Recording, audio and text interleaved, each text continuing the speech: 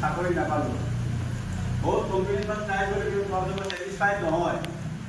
লাষ্টত কি হ'ব চাকৰিটো মই বয়সটো গ'ল ভাগৰি জিগৰি আহি মই ক'ত আহিব তোমাৰ স্কিম আছে নেকি তাত স্কিম এখন আছে গভৰ্ণমেণ্ট তেতিয়া মই ক'ব DIC তেতিয়া মই এপ্লাই কৰিলোঁ আগত বেছি কাগজ নালাগে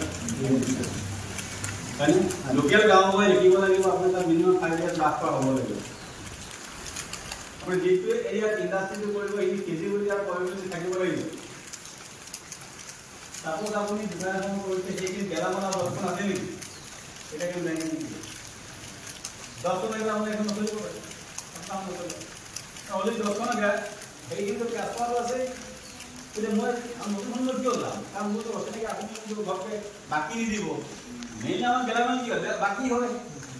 মানে কি বলে এখানে আমি একদম মানে আমার বিজনেস স্টার্টআপ করে দিতে আমি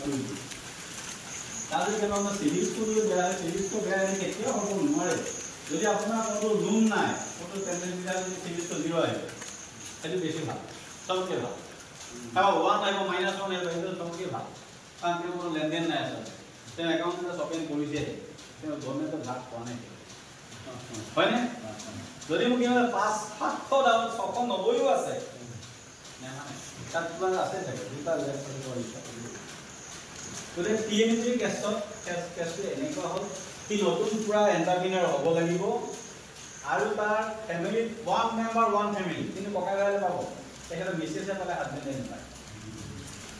লৰাই পালে কিন্তু দেউতাকে নাপাব এই বস্তুটো বহুত আমাৰ নাজানে মানে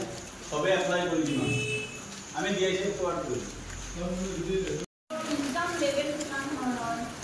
আপাৰ সোসাইটি লোৱাৰ সোসাইটি লো ইনকাম বেস নে আপাৰ ইনকাম বেস নে হাই ইনকাম বেস এই দুই কথাখিনি